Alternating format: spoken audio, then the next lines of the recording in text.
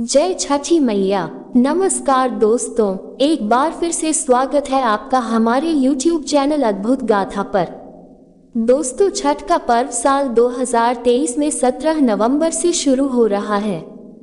कार्तिक मास की शुक्ल पक्ष की षष्ठी तिथि को छठ का पर्व मनाया जाता है। इस महापर्व में छठी मैया की पूजा अर्चना की जाती है और उगते सूर्य को अर्घ्य दिया जाता है। छठ के इस व्रत को महिलाएं और माताएं अपनी संतान की लंबी आयु और अच्छे स्वास्थ्य और खुशहाली के लिए रखती हैं।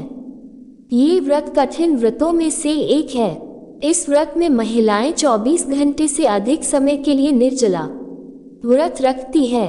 दोस्तों, आज हम इस वीडियो में छठी माता का एक कथा सुनाने जा रहे हैं। इस कथा को पूरा सुनिए और ध्यानचित होकर सुनिएगा।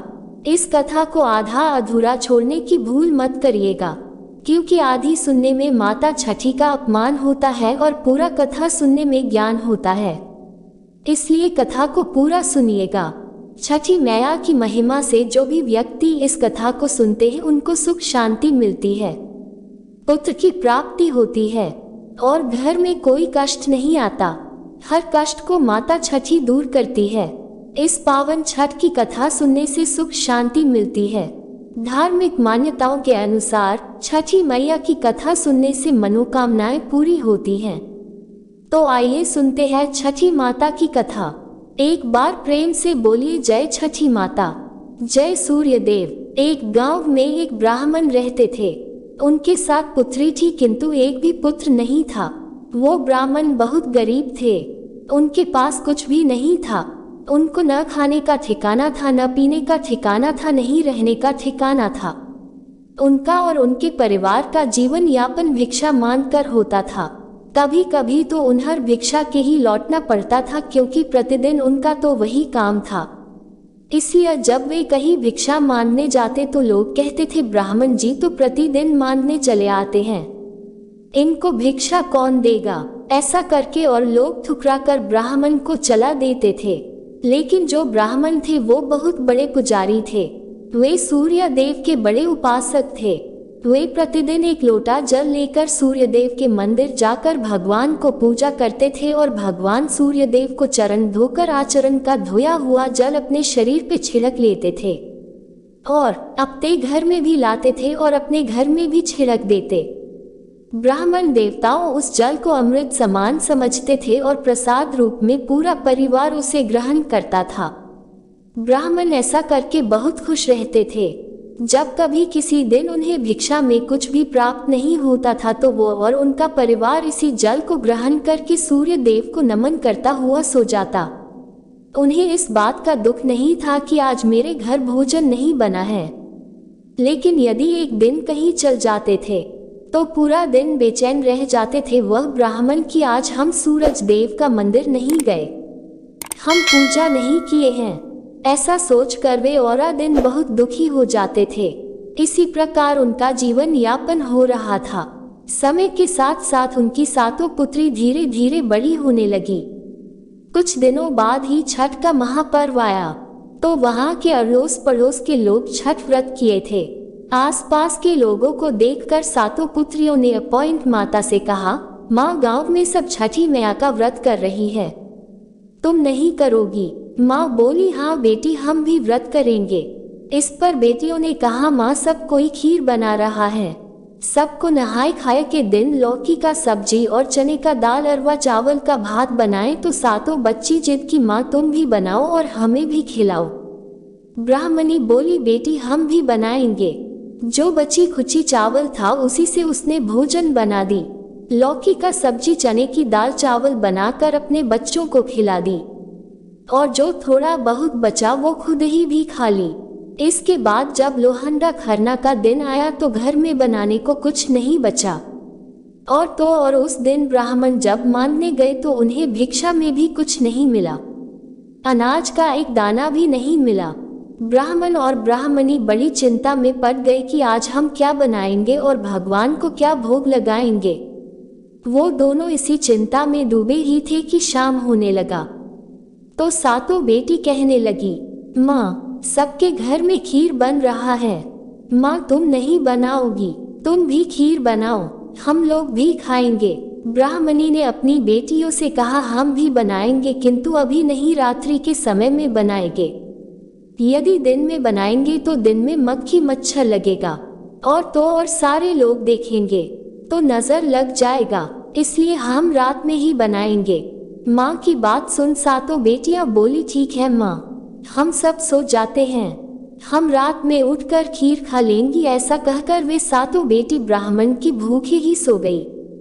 रात होने पर वो ब्राह्मणी खेत पर गई और खेत में इधर उधर घूमने लगे कि कुछ किसान के खेत में होगा, कुछ ले आएंगे तो उसे हम खरना के लिए बना लेंगे।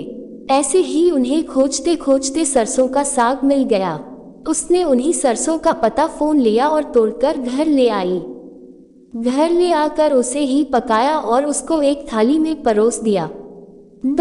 एक थाली में अपने सातों बच्चे के लिए निकाल दी, एक थाल में गौमाता के लिए निकाल दी, एक थाली में उसी सरसों के साग का भोग भगवान को लगा दी और जो कुछ थोड़ा बहुत बचा था उसे खा ली।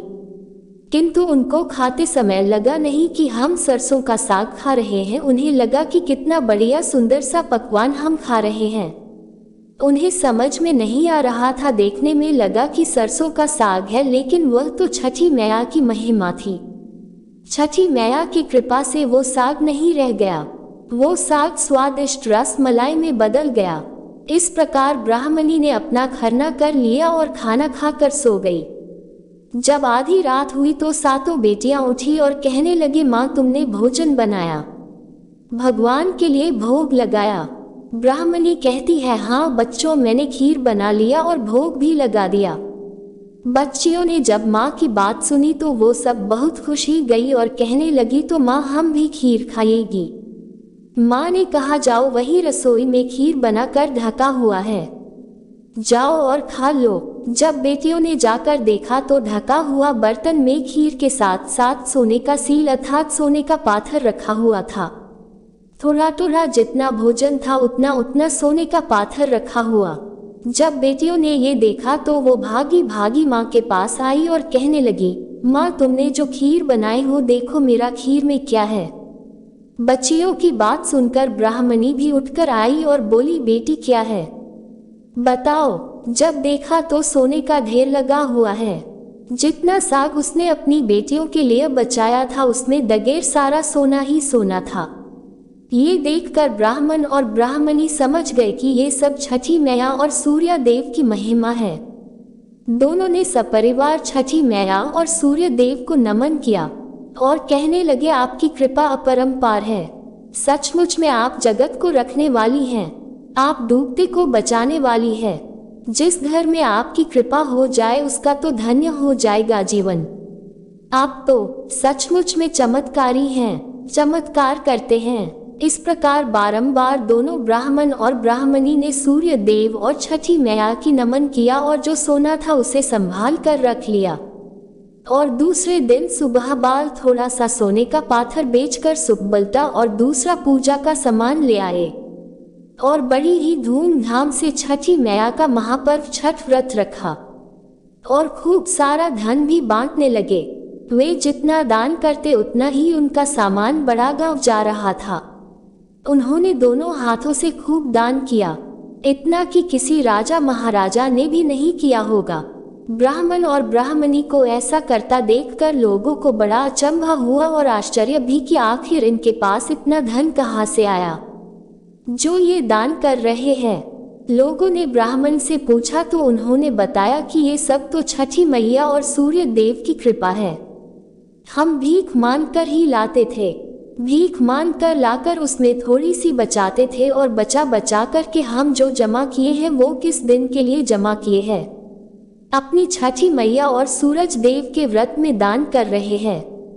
इन्हीं की कृपा से मेरा घर धन धान्य से भरा पूरा रहेगा। ऐसा सुनकर वहां के जो लोग सोचने लगे, एक गरीब ब्राह्मण होकर इतना दान कर रहे हैं, हम लोग तो ब्राह्मण से कहीं ऊंचा है, फिर भी ब्राह्मण से हम भिक्षा ले रहे हैं, लेकिन कोई बात नहीं, अगली बार से हम लोग भी दान करेंगे। इस प्रकार ब्राह्मण देव की दरिद्रता छठी मैया और सूरज देव की कृपा से सदैव के लिए मिट गई। सारा गांव ने भी ब्राह्मण से पूछ पूछ कर छठी मैया का व्रत किया। इस प्रकार समय के साथ साथ ब्राह्मण बहुत धनवान बन गए। उनका सुखी जीवन बिता और सातों पुत्री का शादी भी उन्होंने अच्छा परिवार और सुयोग्य वर से किया। तो भक्त जनों, जैसे अपनी दरिद्रता और गरीबी में भी ब्राह्मण और उसके परिवार ने छठी मैया पर भरोसा रखा, तो छठी माता ने उनके भरोसे का लाज रखा और उन्हें सुखमय जीवन दिया। इसी प्रकार हमें भी छठी मैया पर अपना विश्वास बनाए रखना चाहिए। माता बड़ी दयालु है, वे सबकी मनोकामना पूरी करती है। एक बार प्रेम से बोलिए छठी मैया की जय। है मैया, जो भी सच्चे मन से आपका पूजन करेंगे, माता उनका धन धान से घर भर दीजिए। उस स्त्री को सदा सुहागन रखिएगा, उसकी गोद सलामत रखिएगा और उनके घर परिवार में सुख शांति बनाए रखिएगा। तो दोस्तों, ये थी छठी मैया की कथा। आशा करते हैं आपको आज की वीडियो अत्यंत पसंद आई होगी। यदि इस कथा को कहते हुए मुझसे कोई त्रुटि हुई है तो आप सबसे हाथ जोड़कर क्षमा प्रार्थी हूँ। यदि आपको हमारी वीडियो पसंद आई है तो एक लाइक करें और कमेंट में प्रेम से जय छठी मैया, जय सूर्य देव अवश्य लिखिएगा। छठी मैया आप सभी की रक्षा करें एवं आपके परिवार में मंगल करें। इसी मनोकामना के साथ आज के लिए इतना ही। मिलते हैं अगली वीडियो में। तब तक के लिए नमस्कार।